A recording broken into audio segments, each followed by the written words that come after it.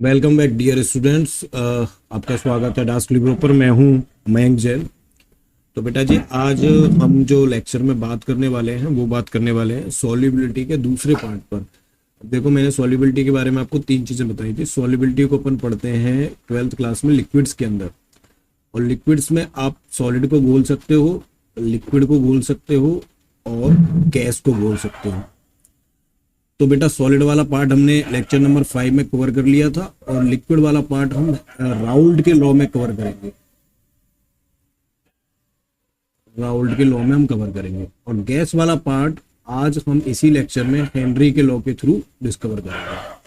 तो सॉल्युबिलिटी क्या है? सॉल्युबिलिटी एक कैपेबिलिटी है कि कितना अमाउंट या मैक्सिमम अमाउंट जो है वो हम सॉल्यूशन के अंदर घोल पाए या सॉल्वेंट के अंदर घोल पाए। तो अब यहाँ पर बात कर रहे हैं अपन गैस की, तो हम कहेंगे कि गैस का मैक्सिमम अमाउंट। कंडीशन क्या लेंगे? Specific pressure and temperature. The maximum amount जो लिक्विड्स के अंदर घुल पाए वो हमारा गैस की सॉल्युबिलिटी को दिखाएगा। तो सॉल्युबिलिटी ऑफ गैस क्या है? It refers the amount of a gas, इसको आप मैक्सिमम अमाउंट लिख लो, maximum amount of gas that can dissolve in a given amount of a liquid at a specific temperature and pressure।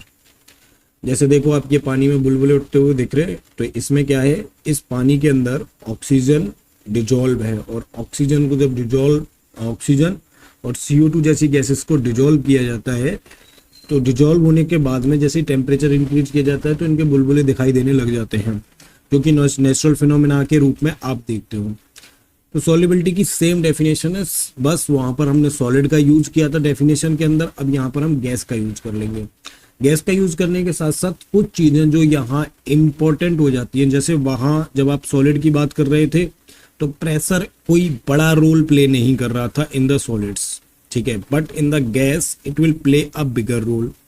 Nature of gas and solvent ये बड़ा role play नहीं करता, ये average role play करेगा। ये बात आपको अपने दिमाग में लगा लेनी है। जैसे वहां पर एक बड़ा रोल प्ले कर रहा था सॉलिड्स में, यहां पर एक एवरेज रोल प्ले करेगा इन द गैसेस। लेकिन प्रेशर में अपन ने देखा था कि सॉलिड्स में कोई मेजर रोल नहीं था प्रेशर का, लेकिन गैसेस में मेजर रोल है। और टेम्परेचर की बात करें तो यहाँ टेम्परेचर का एवरेज रोल रहता है, मेजर रोल तो आपका केवल और केवल प्रेशर का रहेगा। अगर आपको एक प्रेशर समझ में आ जाता है तो मैं समझता हूँ कि पूरा का पूरा चैप्टर समझ में आ जाएगा, क्योंकि यहाँ के बाद जो हमारा चैप्टर है वो केवल प्रेशर की क्वांटिटीज में डील करेगा। तो solubility of a gas in a liquid, topic को दिमाग में रखना है कि हम पढ़ क्या रहे हैं। हम पढ़ रहे हैं गैस की सॉल्युबिलिटी इन द लिक्विड। तो गैस की सॉल्युबिलिटी इन द लिक्विड तीन फैक्टर्स पर डिपेंड करेगी। First, nature of the gas and nature of the solvent, जो भी आप पानी ले रहे हो, चाहे आप ऑयल ले रहे हो, कुछ भी ले रहे हो। प्रेशर, जो प्रेशर है वो हेनरी के लॉ के रूप में हम समझेंगे कि हेनरी का लॉ क्या कहता है। और टेम्परेचर है, टेम्परेचर को हम हेनरी के कांस्टेंट से समझने की कोशिश करेंगे, क्योंकि यहाँ ला सतालिए का नियम भी लगेगा, लेकिन नियम से ज्यादा जो इंपॉर्टेंट फैक्टर है जो टेम्परेचर को डेराइव करता है वो बेटा हेनरी का कांस्टेंट है। ये बात आपको दिमाग में रखनी है कि इसमें डिसोल्यूशन भी बनेगा, इसमें डिसोल्यूशन बनने के बाद में आपका इक्विलिब्रियम भी बनेगा, और सारे के सारे फैक्टर्स ऐसे ही टेम्परेचर के लिए वर्क करते हैं, एक्सोथर्मिक, एंडोथर्मिक, बट हेनरी का कांस्टेंट या मेजर रोल प्ले करता है। ठीक है, तो लेक्चर को स्टार्ट करते हैं। बेसिक डेफिनेशन आप पढ़ चुके हो। देखो, सॉल्युबिलिटी ऑफ गैसेस क्या है। आपने देखा होगा कि वाटर के अंदर जो ऑक्सीजन डिजॉल्व रहती है, इसी ऑक्सीजन को जो एक्वेटिक एनिमल्स हैं जैसे फिशेस वगैरह, वो सब अपने रेस्पिरेशन प्रोसेस में इस्तेमाल करते हैं, श्वसन या सांस लेने की प्रोसेस में इस्तेमाल करते हैं, जिससे वो पानी के अंदर डिजॉल्व रह पाते हैं, सॉरी जिंदा रह पाते हैं। तो सॉल्युबिलिटी ऑफ गैस क्या है? हमको पता है, सेम डिजॉल्व सेम, ठीक है, सेम डिजॉल्व सेम। तो गैस भी हमारे दो प्रकार की हो सकती हैं, एक हमारी पोलर गैसेस हो सकती हैं, एक हमारी नॉन पोलर गैसेस हो सकती हैं। जैसे पोलर गैसेस हो गई HCl, नॉन पोलर गैसेस हो गई जैसे CO2 is completely non polar gas, ठीक है। बहुत पार्शियल नेगेटिविटी जैसे, और नॉन पोलर गैस हो गई आपकी O2, और पोलर गैसेस हो गई आपकी H2O, ठीक है जी। तो many gases can dissolve in the water but their solubility varies depending on the nature of the gas, ठीक है। अब वाटर क्या है बेटा जी, वाटर H+OH- बनाता है, तो वाटर जो हमारा होता है वो आयोनिक होता है। तो O2 जैसी जो गैस है वो इसके अंदर पूरे तरीके से नहीं घुल पाती, क्योंकि ये नॉन पोलर गैस है, और जो वाटर है हमारा वो पोलर सब्सटेंस होता है। तो हम why do different gases dissolve differently? That polar gases like HCl dissolve better in the polar solvent like water, and non-polar gases like O2 dissolve less in the water. ये बड़ा statement है जो आपको याद रखना है, ठीक है। जो नॉन पोलर गैसें हैं जैसे O2 वगैरह, वो पानी के अंदर कम घुलेंगी। क्यों घुलेंगी कम? क्योंकि उनका आयनिक स्वभाव नहीं होता, वो कोवैलेंट बॉन्ड बनाती हैं। ऑक्सीजन ऑक्सीजन के साथ कोवैलेंट बॉन्ड बनाएगी। जो बॉन्ड्स आप पढ़ चुके हो, डबल बॉन्ड्स बनेंगे through the sharing of electrons. Electrons की शेयरिंग के कारण ये ए बॉन्ड्स बनेंगे। तो यहाँ पर कोई भी पार्शियल नेगेटिव या पार्शियल पॉजिटिव जैसी चीजें फॉर्म नहीं होती, बनती नहीं है। उसकी वजह से ऑक्सीजन बहुत कम वाटर के अंदर डिजोल्व होती है। तो solubility also depends on the temperature, pressure and intermolecular forces. ये तो अभी हम पढ़ने ही वाले हैं। तो क्या एग्जांपल्स हैं? जैसे HCl है, HCl हाईली सॉल्युबल होगी वाटर के अंदर। हाइड्रोक्लोरिक एसिड व्हेन डिजोल्व, ठीक है। और दूसरी हमारी ऑक्सीजन गैस है, ये बहुत कम अमाउंट में पानी के अंदर घुलती है। और ये जो बहुत कम अमाउंट है पानी के अंदर घुलने पर इस गैस का, वही हमारी एक्वेटिक लाइफ को, फिश प्लांट्स वगैरह को सरवाइव करने में हेल्प करता है। तो सिंपल सा है कि जो पोलर गैसेस हैं वो पोलर सॉल्वेंट में अच्छे तरीके से मिक्स होती हैं, और जो नॉन पोलर गैसेस हैं वो नॉन पोलर सॉल्वेंट्स में अच्छी तरीके से मिक्स होती हैं, ठीक है। अब आगे देखो कि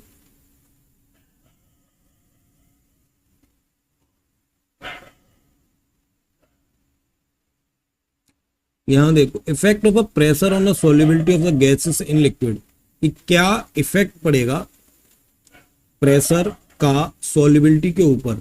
और बेटा जी ये जो प्रेशर है ना, ये ही हमारा राजा है। It is a king factor, जिस एक फैक्टर की वजह से गैसेस की सॉल्युबिलिटी डेराइव होगी।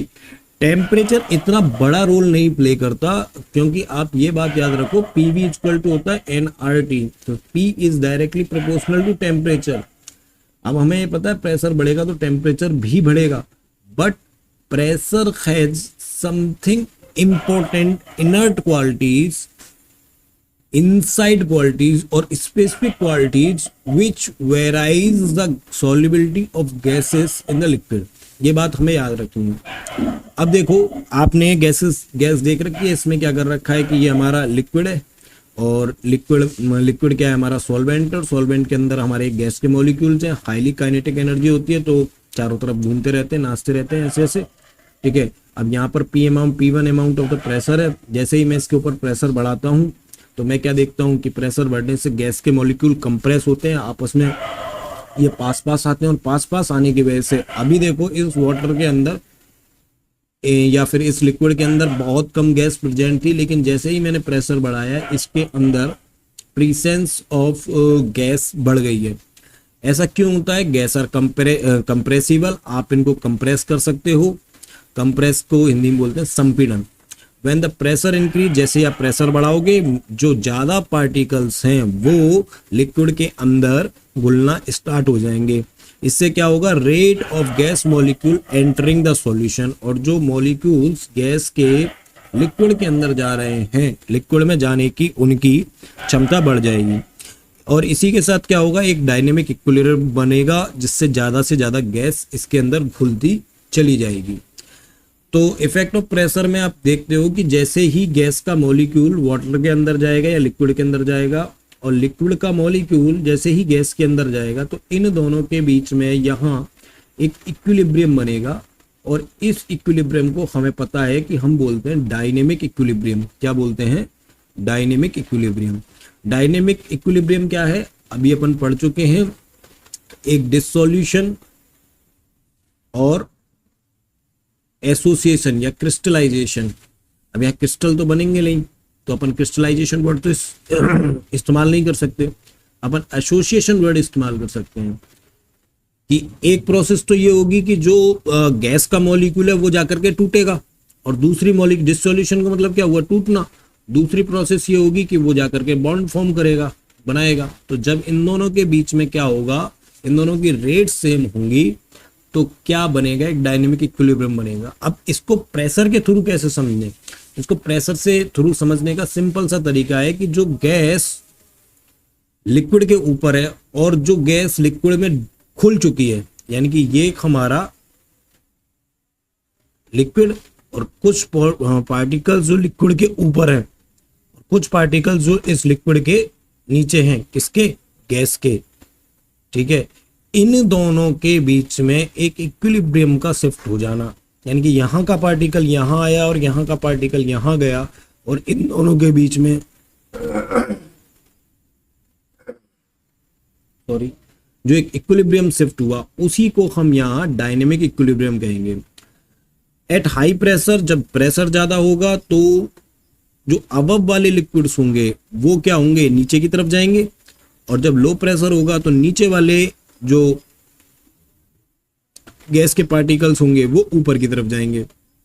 तो जितना ज्यादा प्रेशर होगा उतनी ही हमारी सॉल्युबिलिटी बढ़ती चली जाएगी। It is a simple idea about the solubility. अब यहाँ देखो, हमको जैसा बुक में एनसीईआरटी में एक्सप्लेन किया है, ये मैं P1 प्रेशर लगा रहा हूँ, ठीक है ना, और मैं कह रहा हूँ before increasing the pressure there is a liquid solvent in the bottom part of the close container, ठीक है। Above the liquid there is a gas at a pressure P, जिस पर ऊपर ने P1 प्रेशर लगाया है, और इसका जो टेम्परेचर वो हमने टेम्परेचर स्पेसिफिक कर दिया और इसको फिक्स कर दिया कि हम दोनों ही सिचुएशन में टेम्परेचर को फिक्स कर देते हैं, ठीक है। Some gas particle are dissolving into the liquid, कुछ जो पार्टिकल्स हैं वो डिजॉल्व करना चालू हो चुके हैं लिक्विड के अंदर, जैसे आपको ये पार्टिकल दिख रहे हैं। And some are leaving the liquid, और देखो कुछ पार्टिकल्स हैं जो इस सॉल्यूशन को छोड़ करके भाग रहे हैं, ठीक है।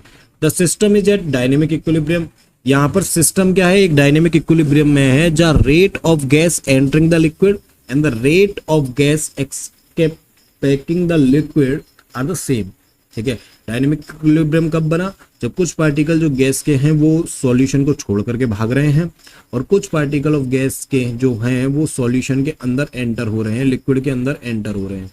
तो इन दोनों की कंडीशंस को, जब इन दोनों की रेट सेम हो जाएगी, तो अब हम कहेंगे कि यहाँ पर एक डायनेमिक इक्विलिब्रियम बन गया।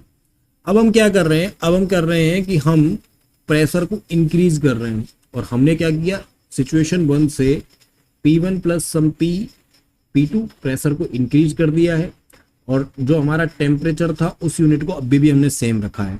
Now the gas above the liquid is compress, ये जो गैस है वो क्या होगी, कंप्रेस होना चालू कर देगी, और इसकी वजह से जो increase the pressure on the surface of the liquid, यहाँ जो ये वाला सरफेस है इस पर लगने वाला प्रेशर बढ़ जाएगा। समझ में आ रही है बेटा बात यहाँ तक। जैसे ही हमने गैस के मॉलिक्यूल्स को कंप्रेस किया, कंप्रेस करने पर जो गैस की लिक्विड की जो अपर लेयर है वहां पर प्रेशर इंक्रीज हो जाएगा। More gas particle are force into the liquid, और अब ज्यादा से ज्यादा पार्टिकल्स क्या होंगे, वो लिक्विड में अंदर जाने के लिए हमने क्या कर दिया, उनको फोर्स कर दिया। मोर फ्रीक्वेंट कोलिजन, और जो गैस के मॉलिक्यूल्स हैं वो टकराना चालू करेंगे। More gas molecules get dissolve, new equilibrium is establish, और यहाँ पर क्या होगा, एक नया इक्विलिब्रियम एस्टेब्लिश होगा, जिसमें कुछ पार्टिकल्स बाहर निकल रहे हैं, कुछ पार्टिकल्स अंदर आ रहे हैं, और इस सिचुएशन में एक नया इक्विलिब्रियम, डायनेमिक इक्विलिब्रियम बनेगा। तो इस एक्टिविटी से हमें क्या पता चला, कि हमको ये सिंपल ये पता चला कि अगर मैं प्रेशर बढ़ाता हूं, मेरी जो सॉल्युबिलिटी होगी वो भी बढ़ेगी। That is the basis of Henry's law, जो हमको हेनरी एक्सप्लेन करना चाह रहा है, या जो बात डाल्टन ने अपने अलग वर्ड्स में कही, वो इतनी सी बात है कि भाई साहब अगर प्रेशर बढ़ाओगे गैसेस के लिए सॉल्युबिलिटी बढ़ जाएगी। आप अदर फैक्टर्स को देखो ही मत। If you want to increase the solubility of a gases, then increase the pressure, not focus on the temperature or other things, they are subsidiaries.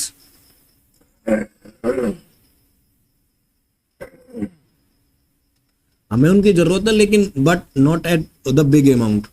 तो हम क्या कह रहे हैं in conclusion from this activity, अगर आप प्रेशर को बढ़ाते हो, solubility of a gas in a liquid increase because the more gas particles are forced into the liquid phase. That is the main concept of that liquidity. तो Henry का law क्या कहता है, हेनरी का law ये कहता है कि भैया अगर आप प्रेशर बढ़ाते हो तो ज्यादा से ज्यादा गैस डिजॉल्व होगी किसके अंदर, लिक्विड के अंदर। ये विलियम हेनरी के द्वारा ऑब्जर्व किया गया। और अगर प्रेशर घटाओगे तो गैस लिक्विड के बाहर निकलने लग जाएगी, जैसे एक सोडा के अंदर बबल बनता है। तो हम क्या कह सकते हैं कि pressure is directly proportional to the solubility of the gases. तो टेम्परेचर को वापस से कांस्टेंट करते हैं। कांस्टेंट क्यों करना है हमको टेम्परेचर को, उसके पीछे का रीजन है वो मैंने अभी आपको बताया। P इक्वल टू होता है nRT। और बेटा जी अगर मैं इसको ऐसे लिख दूं तो अपन इसको ऐसे लिख सकते हैं, P is directly proportional to temperature. इस इक्वेशन का मीनिंग है कि अगर मैं प्रेशर को बढ़ाऊंगा तो मेरा टेम्परेचर सिस्टम का इंक्रीज होगा, और टेम्परेचर को इंक्रीज होगा तो इससे क्या होगा कि जो गैस है उसकी काइनेटिक एनर्जी बढ़ेगी, और काइनेटिक एनर्जी बढ़ेगी तो उसकी सॉल्युबिलिटी घटेगी। ये बढ़ेगी तो इसका जो सॉल्युबिलिटी है उसको घटाएगा। इसलिए इस टेम्परेचर नाम की बीमारी को आप कांस्टेंट करो, इसे आप कांस्टेंट करो और टेम्परेचर को बढ़ने से रोको, ठीक है। उसके बाद में हम क्या देखते हैं कि अगर आप प्रेशर को इंक्रीज करोगे तो गैस की जो डिजॉल्व होने की क्षमता है, सॉल्युबिलिटी है, वो बढ़ जाएगी। So at a constant temperature, the solubility of a gas in a liquid is directly proportional to the partial pressure of the gas above the liquid. ये सिंपल थिंग हेनरी ने ऑब्जर्व की और इसके आधार पर एक लॉ दिया। तो इसके बीच में एक साइंटिस्ट हैं जिनका नाम है मिस्टर डॉल्टन, जॉन डॉल्टन। इसको आप 11th क्लास में पढ़ देते हो, और इसको इन महाशय को तो 10th और 9th में भी पढ़ाया जाता है, ठीक है ना। 10th 9th 11th तीनों क्लासेस में पढ़ाया जाता है। इन्होंने गैसेस के ऊपर बहुत अच्छा वर्क किया। अब जॉन डॉल्टन और जो आपके हेनरी भाई साहब हैं, इन दोनों के जो लॉ हैं वो दोनों के दोनों सिमिलर हैं। और जो एनसीईआरटी है उसमें डॉल्टन का जो लॉ है उसको केवल और केवल एक लाइन में लिख दिया गया है, और ये बोल दिया गया है एनसीईआरटी के द्वारा कि डॉल्टन भी वही बात कह रहा है जो हेनरी कह रहा है। तो क्या डिफरेंस है? तो ये बात जो हेनरी ने बोली, उन्होंने कहा कि कैसे गैस डिजॉल्व होंगी in liquid under the pressure. इनका जो पूरा का पूरा जो फोकस था वो डिजॉल्व पर था कि कैसे डिजॉल्व होंगी, और इनका जो पूरा का पूरा जो एक्सपेरिमेंट था वो बिहेवियर के ऊपर था कि गैस डिजॉल्व होने के बाद में कैसा बिहेव करेगी, ठीक है। बोलो भाई, एक बात ये बताओ, एक बात हो गई योग्यता की कि क्या कोई व्यक्ति आईएएस बन सकता है। हमने कहा यस बन सकता है। अब आईएएस बनने के बाद में वो अच्छा आईएएस बनेगा या बुरा आईएएस बनेगा, ये तो दूसरी बात हो गई, ठीक है। क्या वह बन सकता है? यस, अच्छा है बुरा है। अच्छा बुरा जो कैरेक्टर है वो अपन को डॉल्टन भाई साहब बता रहे हैं, लेकिन हमारा जो बेसिक है कि क्या है बन पाएगा, उस बन पाने को हेनरी भाई साहब एक्सप्लेन कर रहे हैं कि क्या वो गैस डिजॉल्व होगी या नहीं होगी, ठीक है। तो जब ये बिहेवियर को एक्सप्लेन कर रहे थे, उन्होंने कहा कि जो प्रेशर है वो गैसेस के बिहेवियर को कंट्रोल करता है। अगर आप प्रेशर को इंक्रीज करोगे तो जो गैस है उसके ज्यादा से ज्यादा पार्टिकल्स डिजॉल्व हो जाएंगे। यही इन्होंने कहा कि अगर प्रेशर को इंक्रीज करोगे तो कितनी गैस डिजॉल्व होगी वो आपको पता चल जाएगा। अब देखो इन दोनों लाइन्स में आपको सिमिलरिटीज मिलेंगी। डॉल्टन क्या कह रहा है कि प्रेशर बढ़ाओ, ठीक है, और जो है वो गैस के बिहेवियर को कंट्रोल करेगा, यानी कि डिजॉल्विटी आप पता लगा सकते हो। बिहेवियर में तो बहुत सारी उसके कैरेक्टरिस्टिक्स आ जाते हैं, केवल डिजॉल्विटी नहीं है। ये कह रहा है कि अगर प्रेशर बढ़ाओगे तो आपको पता चल जाएगा कि कितनी डिजॉल्व गैस होगी किसी भी लिक्विड के अंदर, ठीक है। यहाँ पर वो केवल और केवल बिहेवियर की बात कर रहा है, यहाँ पर वो बात कर रहा है डिजॉल्व, कितना डिजॉल्व होगी।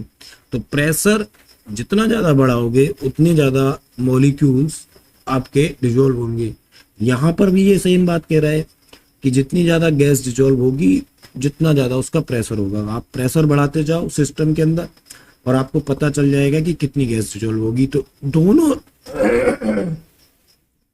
दोनों अलग अलग टाइम पर एक्सपेरिमेंट कर रहे हैं, अलग अलग चीजों को डिस्कवर करने की कोशिश कर रहे हैं। ये गैस के बिहेवियर को स्टडी करने की कोशिश कर रहा है, ये कितनी अमाउंट ऑफ गैस डिजॉल्व होगी। ये क्वालिटी के बारे में, क्वालिटी के ऊपर इसका मेन फोकस है। इसका फोकस क्वांटिटी के ऊपर है कि कितनी क्वांटिटी में गैस उस सिस्टम के अंदर डिजॉल्व हो जाएगी।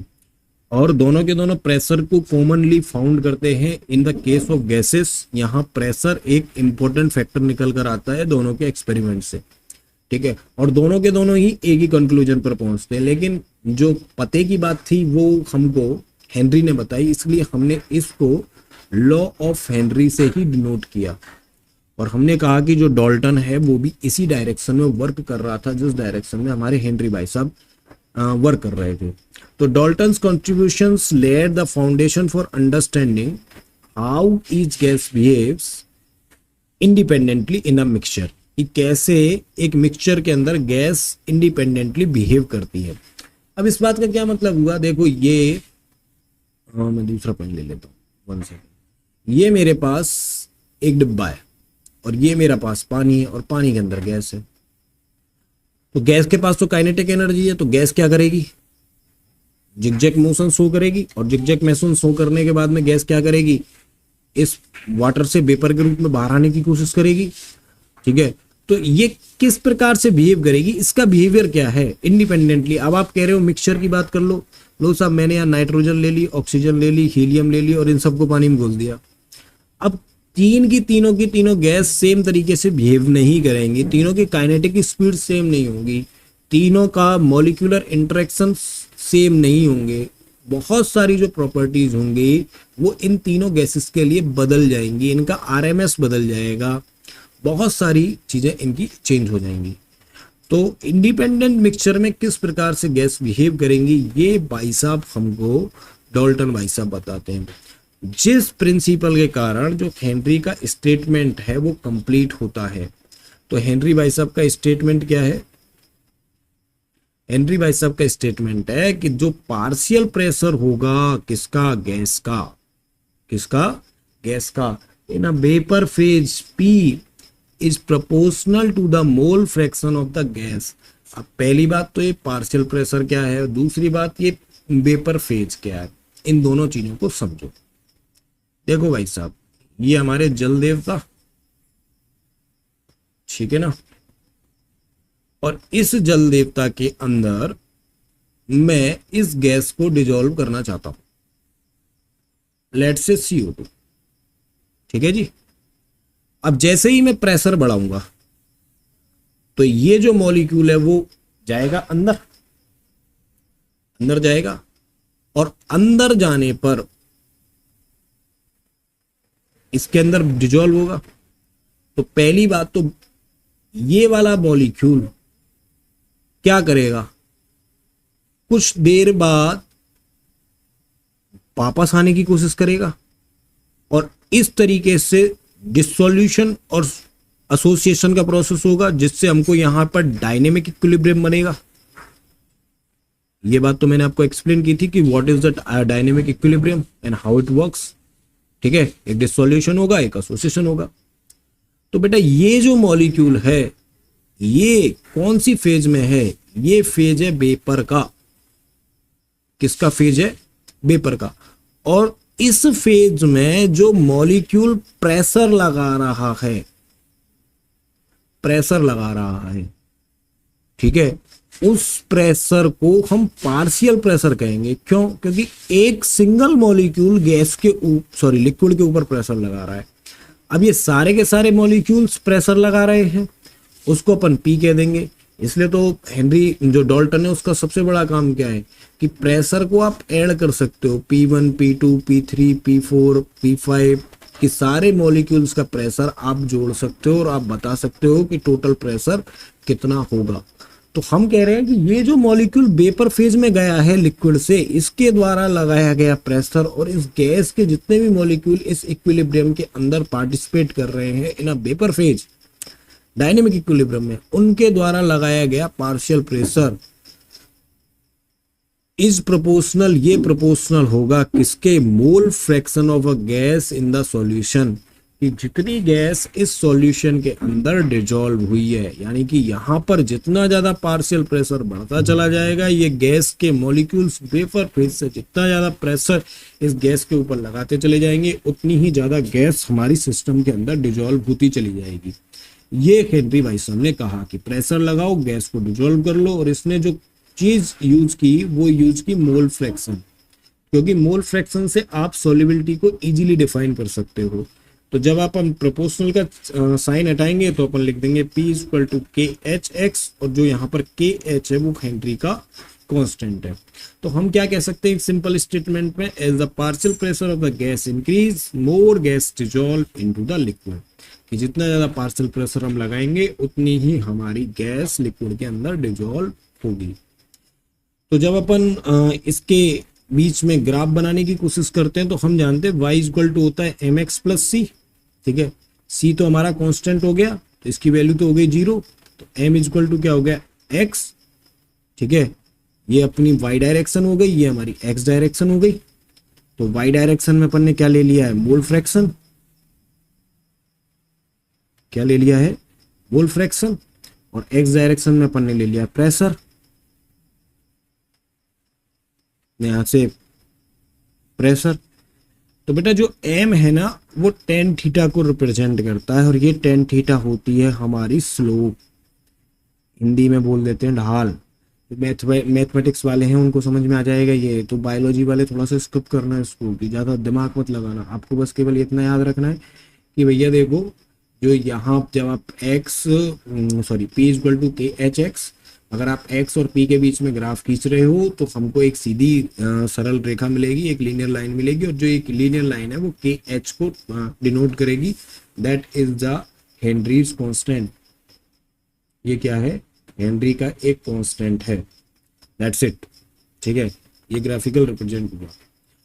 तो हेनरीज लॉ कांस्टेंट क्या है, अगर हेनरी के लॉ कांस्टेंट के एच की वैल्यू ज्यादा होगी, अगर के एच की वैल्यू बढ़ती है तो हमारा जो सॉल्युबिलिटी ऑफ गैस है वो कम हो जाएगी, सॉल्युबिलिटी ऑफ गैस कम हो जाएगी। अब ये बात याद रखना कि अगर प्रेशर बढ़ता है तो सॉल्युबिलिटी ऑफ गैस बढ़ जाएगी, लेकिन अगर के एच की वैल्यू बढ़ती है तो सॉल्युबिलिटी ऑफ गैस बढ़ जाएगी हेनरी के कांस्टेंट की। तो हम जब भी किसी भी गैस की बात करेंगे तो हम सबसे पहले भाई साहब से पूछेंगे कि भाई साहब कांस्टेंट वैल्यू कितनी है। और दूसरी बात, ये जो कांस्टेंट वैल्यू है ना ये डिपेंड करती है टेम्परेचर के ऊपर, और टेम्परेचर को अगर आप छेड़ोगे तो के एच की वैल्यू भी चेंज होगी, क्योंकि के एच है क्या एक्चुअल में, के एच को आप ऐसे लिख सकते हो ना, P अपॉन एक्स, तो प्रेशर अपॉन मोल फ्रैक्शन है। तो एक्चुअल में के एच किसको डिनोट कर रहा है, मोल फ्रैक्शन की तो कोई यूनिट होती नहीं है, प्रेशर की यूनिट क्या होती है, एटीएम। तो के एच एक्चुअल में जो हेनरी का कांस्टेंट है वो प्रेशर को ही डिफाइन कर रहा है कि कितना कांस्टेंट प्रेशर इस सिस्टम के ऊपर लग रहा है, क्योंकि यहाँ दो प्रकार के प्रेशर लग रहे हैं और बहुत तरह के प्रेशर हैं।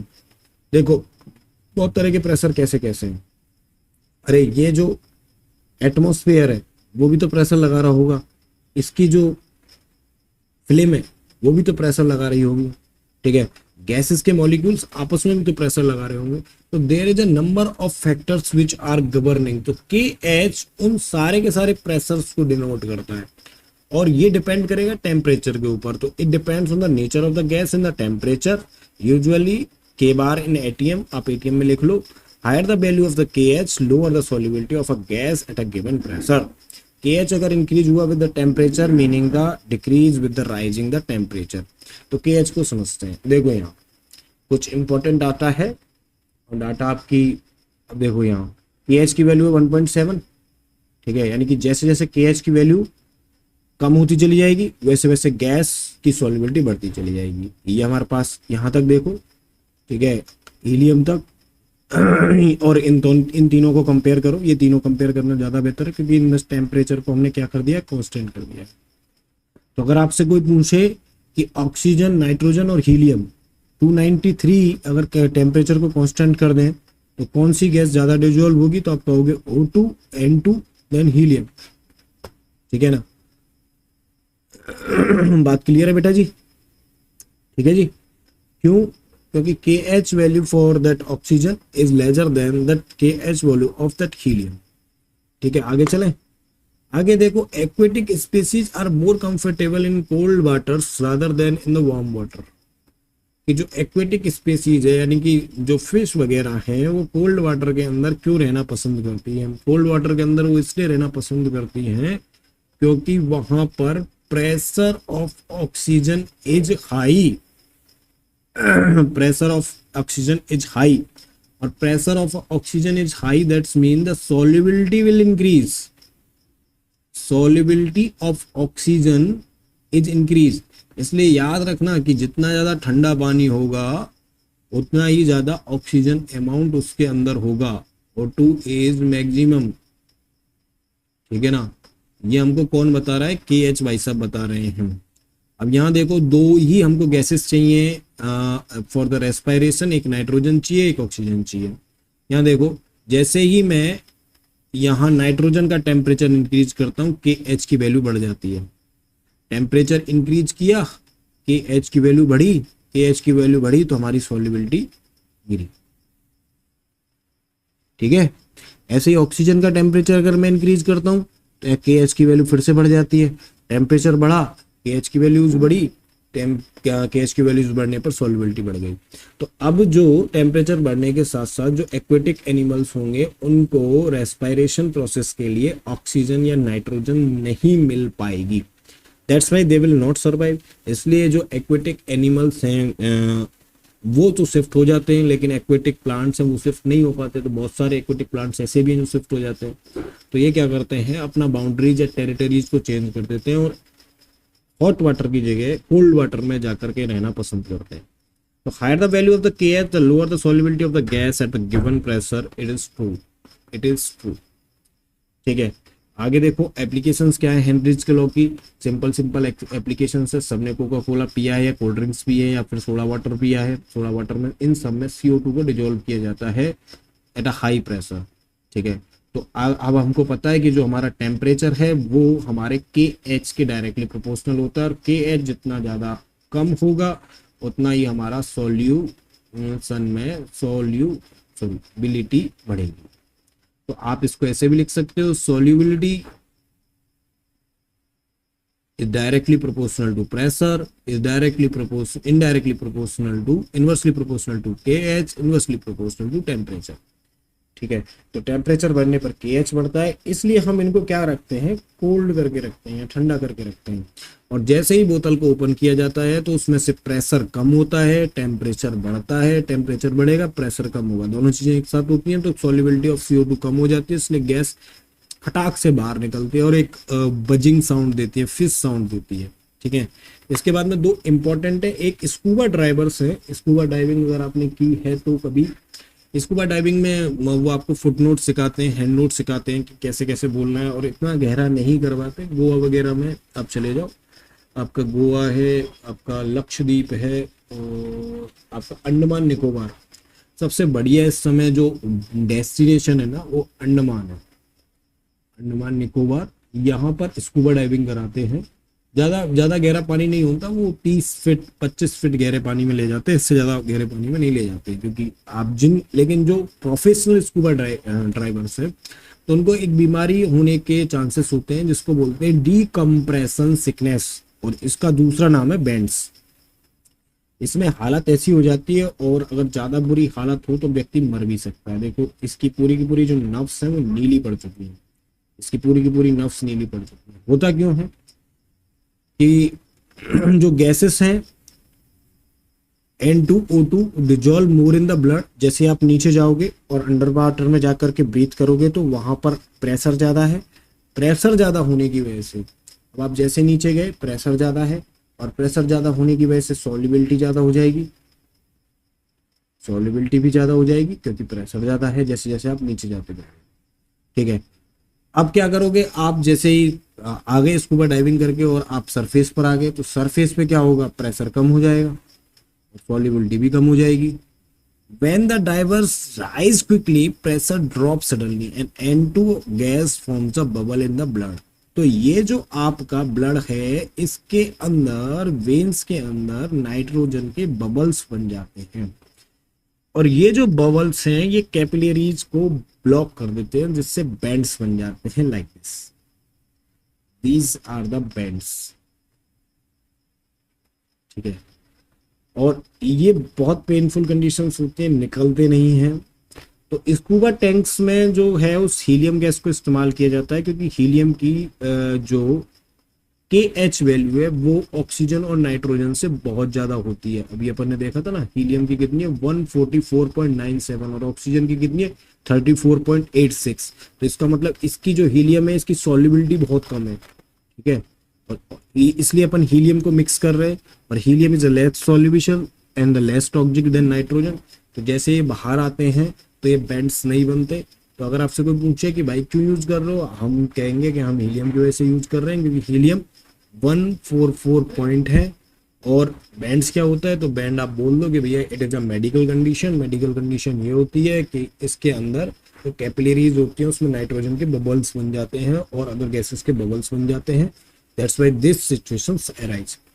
एक बड़ी कंडीशन देखने को मिलती है जब आप माउंट एवरेस्ट वगैरह पर जाते हो या आप पहाड़ों के ऊपर चढ़ना पसंद करते हो। तो इसमें क्या होता है कि जैसे आप हाई एल्टीट्यूड पे जाते हो तो यहाँ पर प्रेशर लो हो जाता है, प्रेशर लो हो जाता है। और प्रेशर लो होने की वजह से जो ऑक्सीजन है उसका डिजोल्विटी घट जाती है। इसकी वजह से टर्म बन जाता है एनोक्सिया। इसकी वजह से वीकनेस आती है, थोड़ा सा दिमाग चकराता है, डिजीनेस फील होती है, डिफिकल्टी इन थिंक क्लियरली, और यहाँ पर आपके सोचने समझने की क्षमता चली जाती है। देखो ये एक एक्सरे डायग्राम्स का थोड़ा अपन कह सकते हैं कि कलर वर्जन है। इसमें जो ब्रेन है ना उसके अंदर देखो ये blue blue blue blue blue blue होना चालू कर देता है। हाइपोथैलेमस पीछे की तरफ से, ब्रेन के पीछे की तरफ से जो लोअर ब्रेन और जो बैक ब्रेन वाला पार्ट है वहां पर ऑक्सीजन का अमाउंट इतना कम हो जाता है कि ये पूरा का पूरा आप देख पा रहे हो नीला पड़ जाता है। तो माउंट क्लाइंबर्स को ये सलाह दी जाती है कि भाई साहब आप ऑक्सीजन वाला सिलेंडर लेकर जाओ साथ। और अभी तो जितने भी माउंट एवरेस्ट पर क्लाइंब हो रहा है वो सबका सब सिलेंडर से थ्रू हो रहा है। इसके बाद में लास्ट पॉइंट बचता है, आपने एक तो पढ़ लिया नेचर ऑफ गैस जिसमें पोलर नॉन पोलर को पढ़ लिया, दूसरा आपने प्रेशर पढ़ लिया, तीसरा temperature. Temperature has its own effect. हमको पता है P is directly proportional to temperature. अगर आप प्रेशर बढ़ाओगे तो टेम्परेचर बढ़ेगा, और अगर टेम्परेचर बढ़ेगा, इसलिए अपन टेम्परेचर को कैलकुलेट कर रहे हैं, अगर टेम्परेचर बढ़ेगा तो वैल्यू ऑफ द KH बढ़ेगी, और KH बढ़ेगी तो आपकी सॉल्युबिलिटी डाउन हो जाएगी। The solubility of the gas in the liquid decreases with an increase of temperature। ऐसा क्यों हो रहा है, क्योंकि जैसे ही आप टेम्परेचर बढ़ाओगे तो आपके वाटर के अंदर जो ये गैस के मॉलिक्यूल्स हैं, टेम्परेचर जैसे ही इनको गर्म करोगे, गर्म करने पर इनके बीच में काइनेटिक एनर्जी बढ़ जाएगी, जिससे ये बहुत तेजी से एक दूसरे से टकराएंगे, और टकराने के बाद में इस स्पेस को छोड़ देंगे और ये वापस से वेपर फेज में चले जाएंगे, और गैस की जो सॉल्युबिलिटी होगी वो कम हो जाएगी। इसको रोकने के लिए आपको ऊपर से प्रेशर लगाना पड़ रहा है, यही तो हेनरी का लॉ था। तो when the gas is dissolved in a liquid, gas molecules move from the gaseous phase to the liquid phase. Gaseous phase में चले जाएंगे लिक्विड फेज से।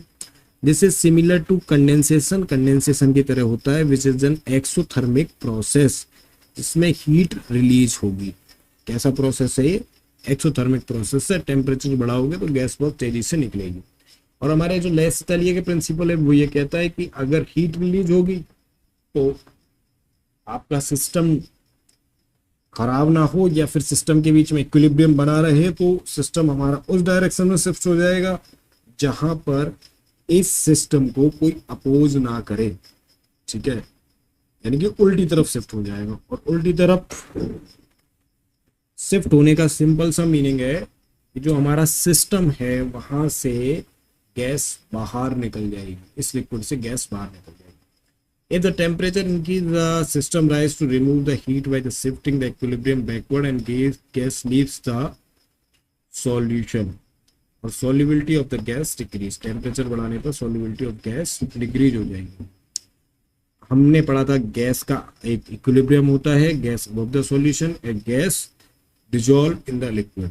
जैसे ही गैस बाहर निकलेगी तो यहाँ से हीट रिलीज होगी, और ये एक एक्सोथर्मिक प्रोसेस होगा। कैसा प्रोसेस होगा? एक्सोथर्मिक प्रोसेस होगा। Increase the temperature shift the equilibrium to the left, और जैसे ही आप टेम्परेचर बढ़ाओगे जो हमारा सिस्टम है वो इधर की तरफ शिफ्ट होगा और गैस बाहर निकल जाएगी। इसलिए ज्यादा जो गर्म पानी होगा उसमें कम ऑक्सीजन अवेलेबल रहेगी, ठंडा पानी होगा उसमें ज्यादा ऑक्सीजन अवेलेबल रहेगी। तो ये एक्वेटिक लाइफ के लिए अच्छा है, ये एक्वेटिक लाइफ के लिए अच्छा नहीं है।